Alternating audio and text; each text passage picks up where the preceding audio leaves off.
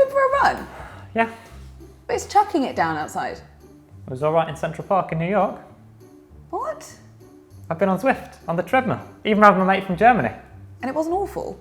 A little bit sweaty, like running on the treadmill, I suppose, but you should try it. Okay, well, before I face my fear of the treadmill, please do hit subscribe and tap the bell icon so you get notified when we upload new videos all about running, which we do every week. So before we get stuck into what Zwift is, let's first take a look at some of the reasons why you might be running on a treadmill in the first place.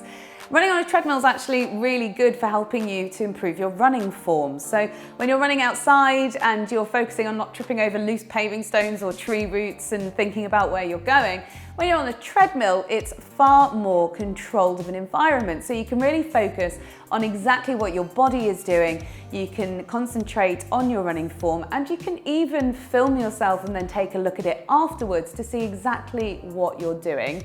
And you can send that to somebody else to take a look for you too, like a coach or a physio. So improving your running form can help you run faster, improve your efficiency, and sometimes prevent injury. And another reason that people might sometimes turn to the treadmill is either due to external factors or just convenience. So whether it's weather, temperature, terrain, or even a lack of light if you don't feel safe running in the dark, turning to the treadmill puts you back in control of when and where you run. And if you're a member of a gym, then I'm pretty sure there'll be a bank of treadmills there waiting for you. And the third reason is climate. So maybe you're training for a race in a country that's warmer than the one that you live in. If you're training on a treadmill, then you're able to more easily mimic those conditions. So those are the reasons that you might want to train on the treadmill, but are you happy about it, or do you refer to it as the treadmill? Well, we think this is where Zwift comes in. So Zwift is a combination of running on a treadmill, running with other people, and gaming in what I think is a fun experience. It's also free. Well, you need a treadmill, and treadmills obviously aren't free, but Zwift itself is free to use and to download for runners. I'm not going to have to run and hold a video game controller at the same time though. No, definitely not. What you do is you set up an avatar, which is your virtual you within the game, and then when you run on the treadmill, the on-screen avatar mimics what you do. And there are lots of different ways of doing it in the game. You can do a free run, a group run, a workout, a group workout, races, and then as you do more things, you unlock levels and you achieve badges. You're laughing because you can see I'm getting embarrassingly excited about how much fun it is actually to see yourself gain experience points and unlock things as you do more running. I'm itching to get started on this. It sounds very exciting. Like one big group run that you can just get involved in anytime. Yeah, exactly. You can run on it at any time. You'll be able to see who's online at the same time as you. Some of the specific events or group runs and workouts do have a specific start time, so you need to be in there waiting, ready to go when they start. But other than that, yes, it's a free-for-all, just jump on. I can feel my competitive edge coming out here. Where's Rick when you need him? I can feel a head-to-head coming on. Well, the benefit is it doesn't matter where he is, as long as he has a treadmill and access to Zwift. You guys can run together wherever he is in the world. You just need to organise a time, get in the game together, and then have a run-off. So I don't even have to see his face. I can just see computer game avatar version of Rick, which arguably I think I'd probably like better. Probably answers back less. So how do I get set up? Let's find out. First, for the slightly more boring bit, and that's logistics. Now, in order to use Zwift Run, obviously you're going to need a treadmill, and we know that not everybody's going to be lucky enough to have their own one at home. If you are lucky enough to have one at home, or you're heading to the gym, the first thing to take note of is what kind of treadmill you're going to be running on, and find out whether or not it's directly compatible with Zwift. There is a list on the website that you can check out to find out exactly that. Don't worry though if your treadmill isn't on the list, because there are loads of other ways that you can get set up. Probably the easiest is something like this, which is a foot pod. This is the Zwift specific one, but there are other brands that you can get, and some of them can be quite expensive. It really does depend on your budget and also how much data you want to get out of it too.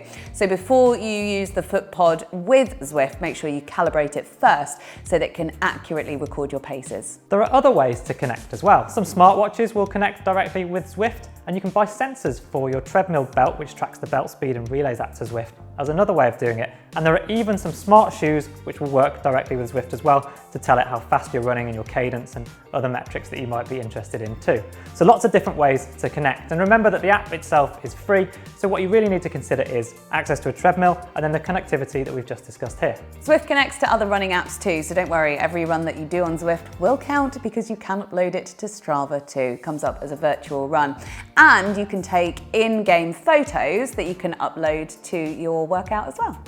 Zwift also has an accompanying app called Zwift Companion app, which is also free and gives you access to different features and ways of interacting with other Zwifters in the platform. It also shows you your metrics in one place, and you can use it to control Zwift when you're in game if you're not able to reach the other screen that you're playing on. So whether that's to make a U-turn, to change direction and select other routes, or to interact directly with other Zwifters.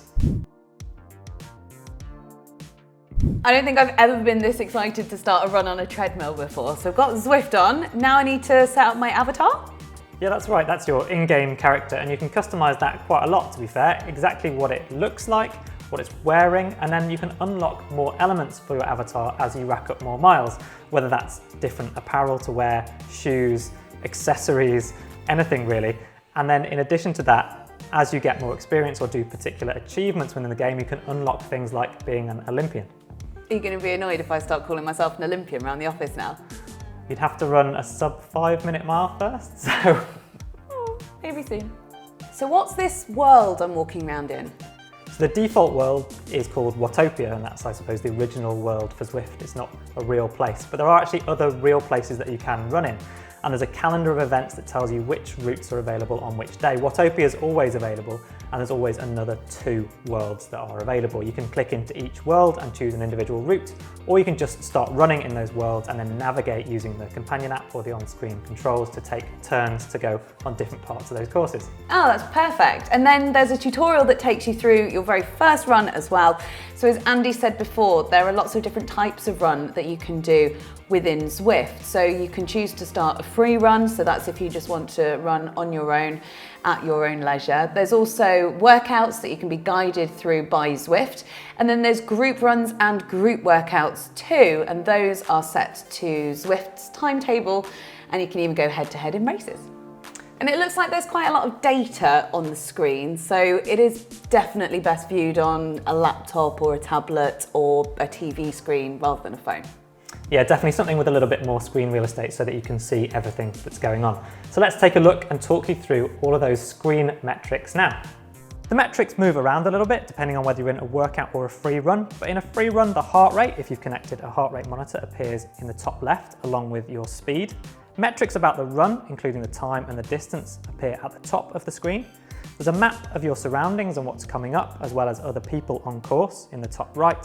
You've got splits on the left-hand side of the screen, and then a list of others in the world that you might want to interact with on the right-hand side.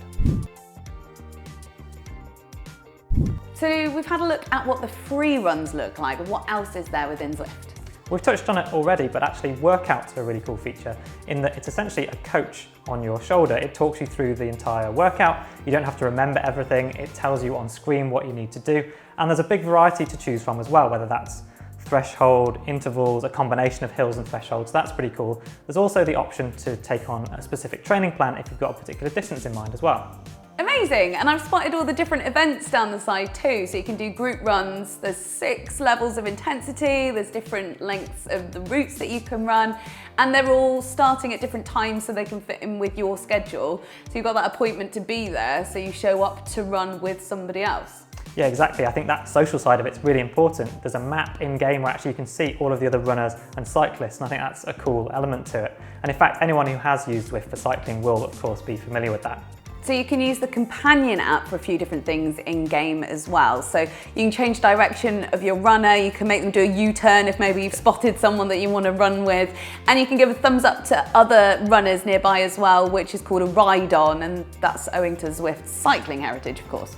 Yeah, that's right, and you can actually use the companion app to send a text message to other Zwifters whilst they're running or riding at the same time. So either in a group run, you can send a message which will go to everyone else in that run, or if you're doing a free run and you send a message, then it'll go to any other users within 500 virtual meters of you within the game.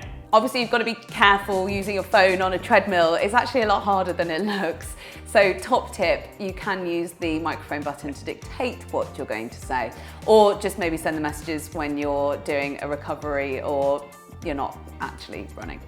Yeah, exactly. And it is a good way to interact though, because ultimately there might not be that many actual real life races or club runs going on at the moment. So it can be a nice way of getting together. And you might also want to get together, get your heads together and train for a race in Zwift. Sounds good. You're on. Okay, there's a challenge. No, I'm not racing you. So have you enjoyed the tips that we've given today? Do you Zwift Run yourself? And have you got any tips for us? Maybe you'd like to run with us on Zwift. Let us know in the comments below. We'll see you next time on the Running Channel.